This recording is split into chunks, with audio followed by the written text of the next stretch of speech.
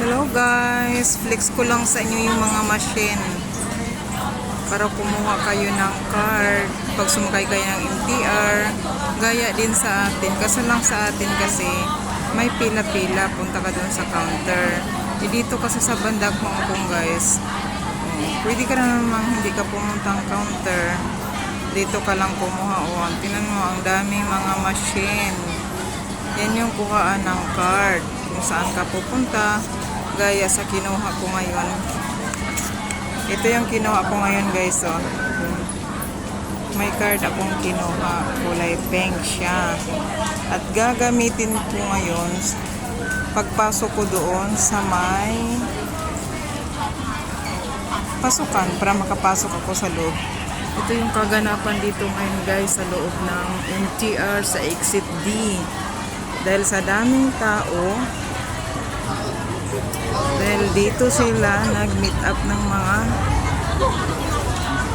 kaibigan nila, at yung marami kasi dito guys, yung mga nagtitinda. Ito yung pick up place nila.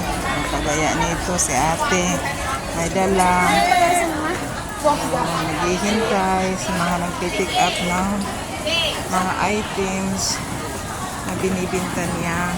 Ito yes. Dito ako papasok ngayon. Ang gaya ng itim, ipipress ko lang to, gaganon ko lang, mahawak.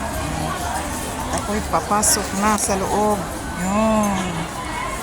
Ganyan. Papasok na ako sa loob ng MTR at bababa na naman ako para hanapin yung sakay.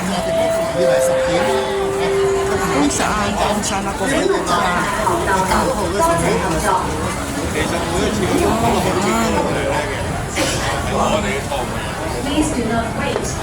Daming tao guys kasi maulan kasi sa labas, kaya yung iba dito na lang sila nagtatambay. Yung umalis na. Dito ako naghintay sa kabila. Dito ako naghintay ngayon. Dahil dito ako sa bandang buntot ng train. Mas gusto ko yung dito banda sa may kalagitnaan. Para sure na makakaupo. 2 station lang naman ang pupuntahan ko. Kaya madali lang. At walang ka-traffic. Din sila. Dito ako ngayon sa Mongkok. Dahil may lugar akong pupuntahan at may bibilhin ako. Gaya na dito ni ate. Ganun.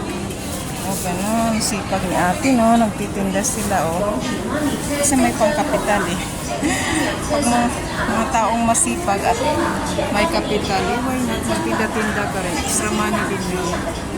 Diba? Okay, thanks for watching. Bye.